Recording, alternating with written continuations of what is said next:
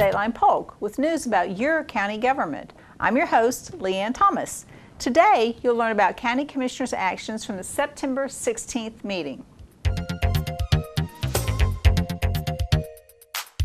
The board approved the renewal of the Library Cooperative Interlocal Agreement between the county and 13 municipalities with public libraries to extend countywide library services through September 2024.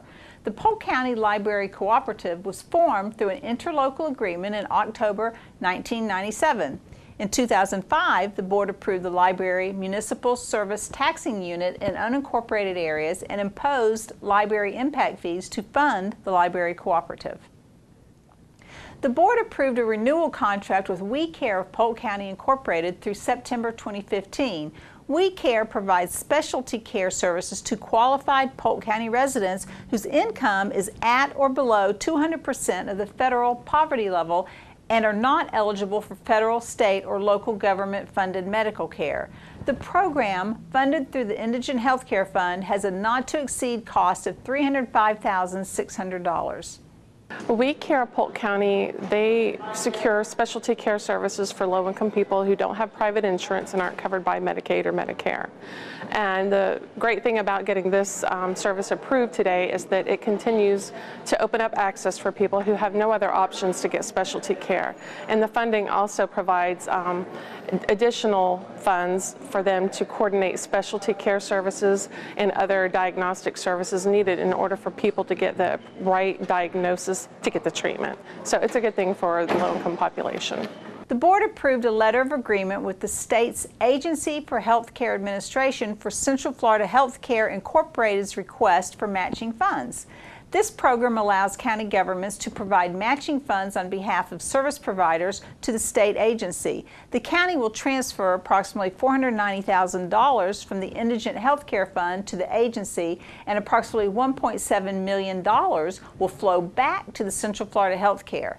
The Indigent Health Care Fund recovers the match funds through payment for services provided to plan participants. The board also approved a contract with Central Florida Healthcare to provide primary care services to qualified Polk County residents whose income is at or below 200% of the federal poverty level at the sites located in Lakeland, Winter Haven, Dundee, Frostproof, and Mulberry. So Central Florida Healthcare, we got approval today to move forward with matching funds. Essentially, we are leveraging the sales tax dollars and bringing in additional funds to a federally qualified health center that provides health care to low-income populations. So they will provide services at a number of their locations throughout the county. We track those services, and it opens up access. So it's a good thing for the population, and it helps us to spend the money wisely in the most efficient manner. The board also approved a contract with Central Florida Healthcare to provide dental services to qualified Polk County residents whose income is at or below 200% of the federal poverty level at sites located in Winter Haven, Lake Wells, Frostproof, and Mulberry. The program, funded through the Indigent Health Care Fund, has a not-to-exceed cost of approximately $730,000 and is scheduled through September 2015. So today, the board supported moving forward with contracting with Central Florida Healthcare for the provision of dental services. Central Florida Healthcare has dental access in their Lake Wales and Frostproof locations. They'll be opening up in Mulberry. And today, their actions basically support opening up dental services at their Winter Haven Primary Care Clinic. And this has been something that the Citizens Healthcare Oversight Committee has made a priority.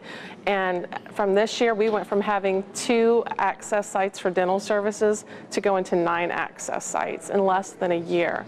So the public has spoken, our stakeholders have spoken, and their support. We're moving forward with this. This will be great in opening up more access to people who have no other options for dental care. The board approved binding renewal coverage with Genesis Insurance Company for public entity insurance for approximately $675,000 and Iron Shore Insurance Company for long-term care liability insurance for approximately $62,000. Each policy is effective through September 2015. The board also approved renewing stop-loss coverage for the 2015 calendar year with Aetna Life Insurance Company for approximately $330,000. The board adopted the Parks Sponsorship Policy and Park Fee Resolution allowing advertising in county parks.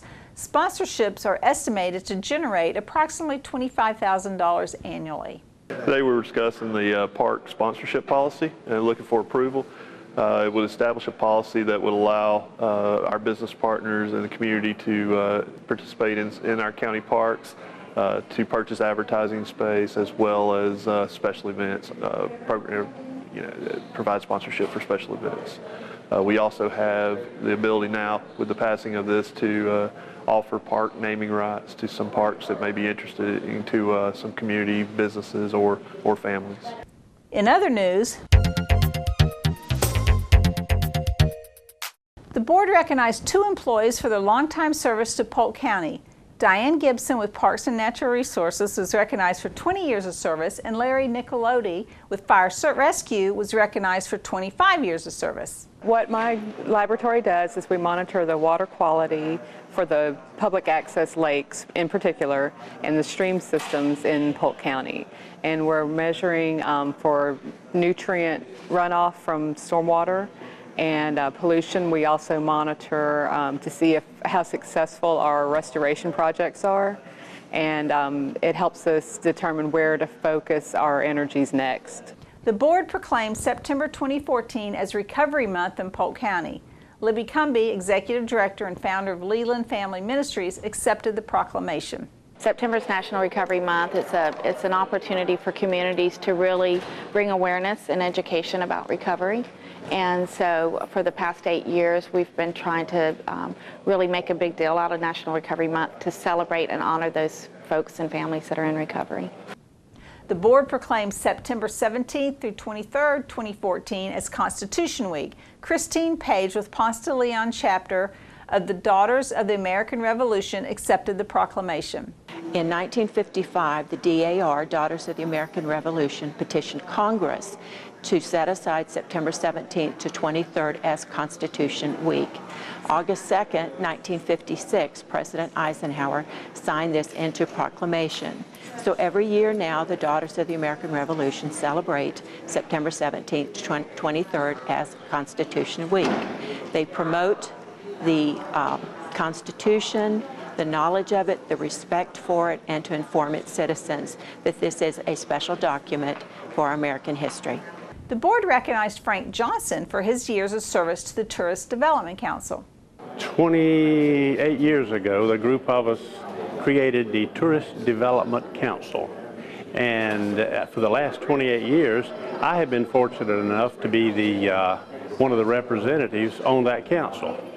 It is made up of hotel employees, people who are involved in other activities other than hotels, like baseball stadiums, entertainment areas, civic centers, and then there are also commissioners from various cities that are on it. The board adopted a resolution requested by Representative John Wood and the Young American Dreamers designating a portion of Lake Ship Drive as Maria Isabel Barajas Martinez Memorial Highway. My younger sister, Maria Isabel, she was the founder of the Young American Dreamers, and she passed away on June 24th, 2012, and she was very beloved in the community. She did a lot of activism, community work, charity, social justice, you name it, volunteer work. And she was only 21 years old when she passed away. And there's been a lot of talks with a lot of different people from different organizations that she worked with and we continue to work with as far as honors and tributes that can be done to her, to be remembered as somebody local who did a lot of local work. She volunteered at Lakeland Regional Hospital. She volunteered at Angels Care, the Free Clinic in Eloise. She did a lot of the tutoring and reading to kids at Snively Elementary. You know, she was in the youth choir at church. She helped run the youth group at church. It's just the massive amount of work that she did. And she graduated with honors from Lake Region High School, and she was going to Polk State College to be a pediatrician. And through all that busy schedule, even a full-time student, working full-time, being a full-time wife, she still always had time for others. And that was her biggest thing, working for the youth. In public hearings, the board adopted an ordinance granting an economic development ad valorem tax exemption to an expanding business, Metromont Corporation and approved the performance agreement with the company. It also approved an applicant-initiated amendment to the land use district map on approximately 124 acres in the North Ridge Selected Area Plan outlined in yellow from residential low 1 house per acre to residential low 4 houses per acre. The board approved a county-initiated comprehensive plan text amendment clarifying the practice and intent of recreation and habitation throughout unincorporated Polk County. And finally, the board approved sending a county-initiated request for a large-scale comprehensive plan amendment to the state for their review to change the future land use designation on approximately 53 acres outlined in yellow from rural development area to urban growth area. Now, let's go to Todd Vargo from the Planning and Development Division with the Planning Commission update.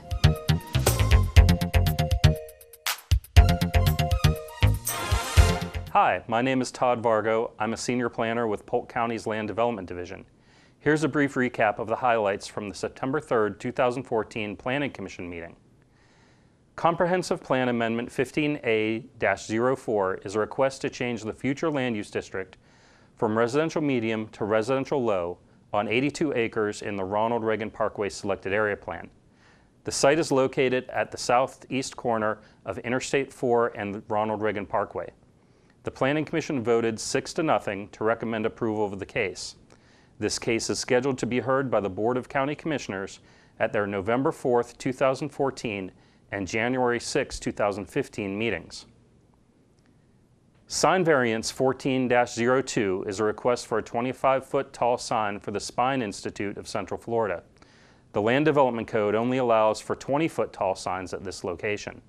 The sign will be located at 5050 South Florida Avenue in Lakeland. The Planning Commission voted 6-0 to approve the sign. Plan Development 14-06 is a request for a 107-lot single-family subdivision on 58 acres. The site is located on the north side of Bella Vista Street, the east side of North Galloway Road, and the west side of George Wheeler Road, north of Lakeland. The Planning Commission voted 5-1 to approve the development. Finally, Comprehensive Plan Amendment 14S-12 is a request to change the future land use district from residential low to residential high on 6 acres. The site is located on the south side of Shepherd Road, west of Durance Road, and east of Granfield Boulevard. The Planning Commission voted 6-0 to recommend denial of the case. This case is scheduled to be heard by the Board of County Commissioners at their November 18th, 2014 meeting. If you have questions about any of these or any other upcoming cases, please contact our planner on call at 863-534-6084. For Dateline Polk, I'm Todd Vargo, and now here's RJ Walters with the roads update. Thanks, Todd. How are things moving today, Polk County? It's my friendly way of saying good day and happy freight movement for all. On September 16th, the Polk Transportation Planning Organization, TPO for short, hosted a community forum that begged the questions, how is the freight industry changing in the region, and how can we at the TPO help improve the movement of freight while keeping an efficient traffic flow? It might seem like a needless activity to consider how the boxes of cereal in your cupboard got from plant A to truck B to store C, but the more imports and exports that go in, out, and through Polk County, the better competitive advantage Polk County businesses and consumers have in the marketplace. At the forum, titled Freight Mobility and Movement of Goods, leaders from the private and public sector converged to give the audience at Polk State Corporate College a snapshot about how train, ships, and the new Intermodal Logistics Center in Winter Haven are changing the way Polk fits into the regional, national, and international trade conversation. Officials from the Florida Department of Transportation provided details on a regional study that is working to identify freight hotspots throughout the county. Through interviews with stakeholders from entities such as the Polk TPO, airport and port authorities from around the region, local businesses and government agencies, FDOT is working to determine what improvements are most pressing to make the movement of goods smoother, more profitable, and safer for all. Frank Kalpakis, a consultant for Port Tampa Bay, shared with the audience that the port is much more than just a fueling station for cruise ships. With assistance from the checkbook of the Florida legislators, The authority recently purchased 2 new cranes to handle container cargo, which will increase the port's capacity by roughly 40%. While Port Tampa Bay is not the state's top mover of goods right now, its 5,000-acre facility is the largest in the state, leaving the door open for new strategic partnerships and more jobs in the future. Bob O'Malley, the resident vice president of CSX, spoke about the recently opened intermodal logistics facility that has local businesses buzzing and locals wondering how increased traffic will affect State Road 60 and other main roads. The terminal will have warehousing and a hub where cargo containers are loaded and unloaded and processed to trucks to bring in and out goods from Polk County. O'Malley said he sees the potential for the new logistics center to offer a strong, more local alternative to a lot of companies who move goods in and out of the Atlanta region, especially with it being conveniently located between Orlando and Tampa. O'Malley also said the 932-acre property where the ILC sits should be a magnet for development and is already attracting the interest of big box retailers and shippers. O'Malley said he would like to see the Central Polk Parkway project progress swiftly for the benefit of cargo carriers and commuters alike. The final presenter at the forum was Mike Del Bovo, the transportation president for Saddle Creek Logistics Services, which is headquartered in Lakeland. Saddle Creek runs more than 500 trucks out of its Polk County facility and employs more than 700 local truck drivers. Del Bovo said getting more businesses from around the region and state to use local shipping is a cost benefit for all because there are many hidden expenses such as toll road fees and expected margins that retailers assume on the purchase of transported goods. The company is proud of its commitment to alternative fuel resources, as indicated by its record of more than 25 million miles traveled with its fleet of compressed natural gas vehicles. Such vehicles reduce the carbon footprint caused by the shipping industry, and they are less combustible when involved in crashes. The Polk TPO's job in this all? Well, it's to consider all of these factors affecting the region and to partner with local and state agencies to implement improvements and solutions in its 2040 Long-Range Transportation Update. Shortly, the TPO will be releasing a report from the Community Forum, sharing public feedback on ways freight movement can be improved in Polk County. In the meantime, check out the TPO's Facebook and Twitter and go to polktpo.com to see presentations from the forum, and a replay of all the fun is available courtesy of PGTV on the county's website. If it was a construction update you were expecting, fear not. You can always go to fl511.com or dot.state.fl.us. Remember to stay alert, watch for flaggers and construction workers, and contact your friendly neighborhood Polk TPO if you have a question about a road project or would like to discuss an improvement that could make our county safer and more accessible. Next time I'll be back with a full listing of construction hotspots around the county, but for now, I'm signing off.